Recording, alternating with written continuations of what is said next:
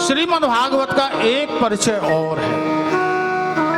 श्रीमद् भागवत को कहा गया है, जैसे महापुराण कहा, श्रीमद् भागवत को कल्प वृक्ष कहा, ऐसे ही श्रीमद् भागवत का एक नाम और है। बोले क्या? बोले परमहंस संहिता। जो पाठ करते हैं भागवत का वो जानते हैं, जो भागवत पढ़ते हैं, हर अध्याय के पीछे लिखा हुआ है इति पारमहंस्याम संहितायाम, हर अध्याय के पीछे लिखा है। बोले ये क्या है? परमहंस संहिता है, परमहंसों की संहिता। तात्पर्य जरा ये बात समझ लोगे ना तो श्रीमद् भागवत सुनने में हमको आपको आसानी होगी।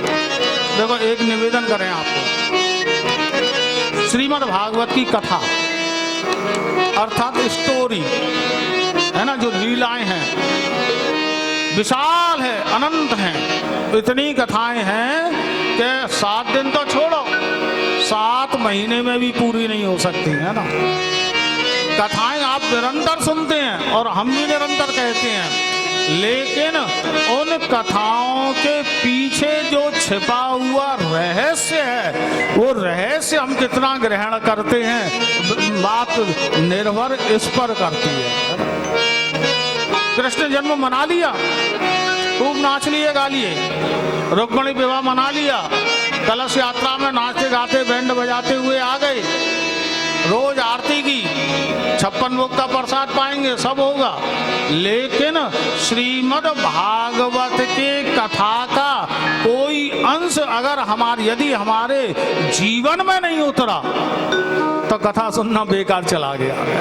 कितनी भी कथा सुन लो, वो तो ऐसे ही है जैसे एक मदमस्त हाथी का बच्चा सरोवर में जाए, खूब मलमल के नहाओ से, खूब रगड़ रगड़ के, हैं शैम्पू लगा दो, जो कौन सा आता है बढ़िया वाला, खूब शैम्पू लगाओ, हाँ खूब बढ़िया उसे महाराज इत्त फुले गुलाब जल से नहा दो और स्नान करा के हाथी के बच्चे को बाहर निकालो सरोवर से। वहां तो बड़ा नहा रहा है, बड़ी खुशबू आ रही है, लेकिन जैसे ही सरोवर से निकला वो क्या करता है? कुंजर शौचवत सूत्र। बोले क्या करेगा? बोले बाहर आते ही अपनी सूंड में मिट्टी भरेगा और अपने ऊपर डाल लेगा, आदत है उसकी।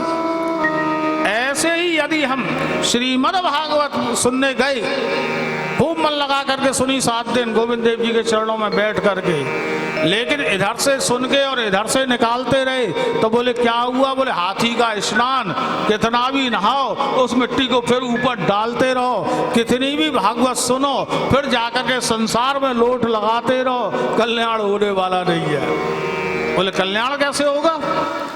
तो देखो कल्याण एक ही तरीके से होगा।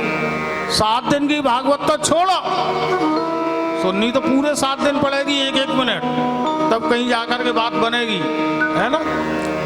7 दिन की भागवत छोड़ो, एक दिन की भी छोड़ो, एक प्रसंग भी छोड़ो, एक श्लोक भी छोड़ो, एक शब्द भी छोड़ो, एक अक्षर, 18,000 श्लोकों में से एक अक्षर भी यदि हमने हृदय में बिठा लिया और जीवन में उतार लिया तो समझ लेना हमारे जीवन का कल्याण हो गया। श्रीमद् भागवत ऐसी है, एक अक्षर भी हमारे जीवन का कल्याण कर देगी। जैसे